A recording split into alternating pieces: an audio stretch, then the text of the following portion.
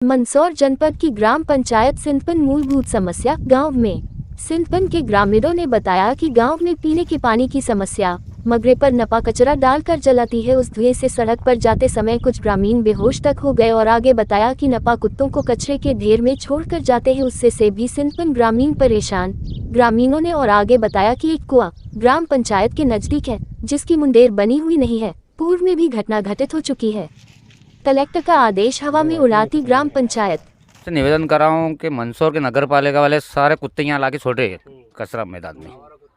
Total कुत्ते यहीं आए। अभी आज की तारीख में कम से कम 200 कुत्ते होगा, सब वहीं बैठे। क्या चाहते हो आप इसे क्या तो यहाँ कुत्ते क्यों छोड़ रहे हैं ला के? कहाँ पे छोड़ रहे कुत्ते? कहाँ छोड़ यहीं कचरा में यहीं कचरा यहीं होना चाहिए। क्या बंद करना चाहिए? कुत्ते भी बंद करना चाहिए और कचरा भी बंद करना कचरा भी बंद करना चाहिए। कहाँ पे कचरा बंद करना चाहिए? ये नगर पालिका। इसको कौन सा स्थान कहते हैं ऊपर मगरे को? मगरा में तो ये नगर पालिका वेयर हाउस बोले, ये सोनी वेयर हाउस के पास। क्या नाम बताया आपने? सोनी वेयर हाउस के पास। आपका क्या विशेष काय पे ध्यान देना चाहिए किस तरह? हमारे जैसे नगर पालिका अभी विशेष करके कुत्तों पर ध्यान दे रही है, हाँ। तो कुत्तों पर ध्यान देते बजाय उससे हमारे कचरे पे ध्यान दे तो बहुत अच्छा रहेगा, क्योंकि हमारे गांव के पब्लिक को बहुत तकलीफ आ रही, बहुत संकट उठाना पड़ता है। तो इसके बजाय हमारे गांव मरे तो बेहोश हो चुका है। एक इंसान बाहर का हमारा मेहमान था, मेहमान स्पॉट पे मर चुका है।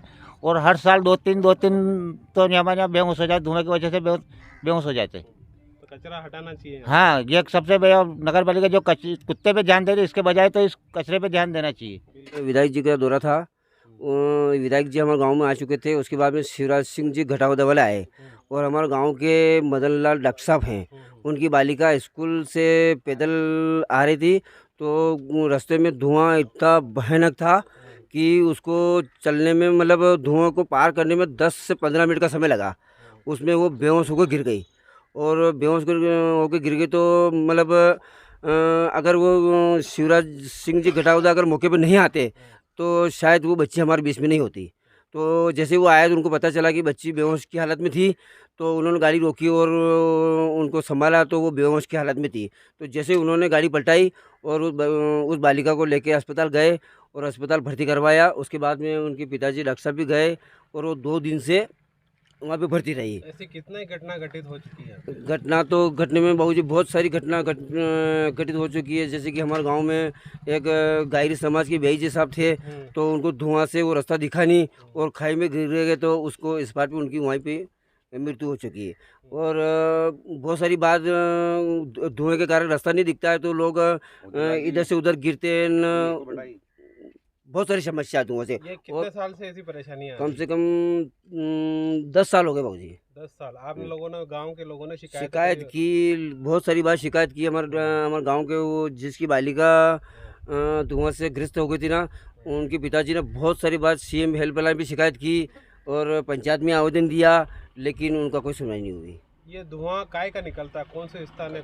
ये मंदसौर के ग्राम नगर पालिका का कचरा, मंदसौर का कचरा हमारे गांव में डाल रहे हैं और इससे जैसे कि वो गंदगी फैल रही है, उससे वो आग जलाते हैं, पॉलीथीन होती है, तो उनसे जो धुआं निकलता है उससे धुआं भी प्रदूषित होता है और वो धुआं हमारे गांव में भी आता है। तो हमारे गांव में भी बीमारी का खतरा बहुत भयानक है।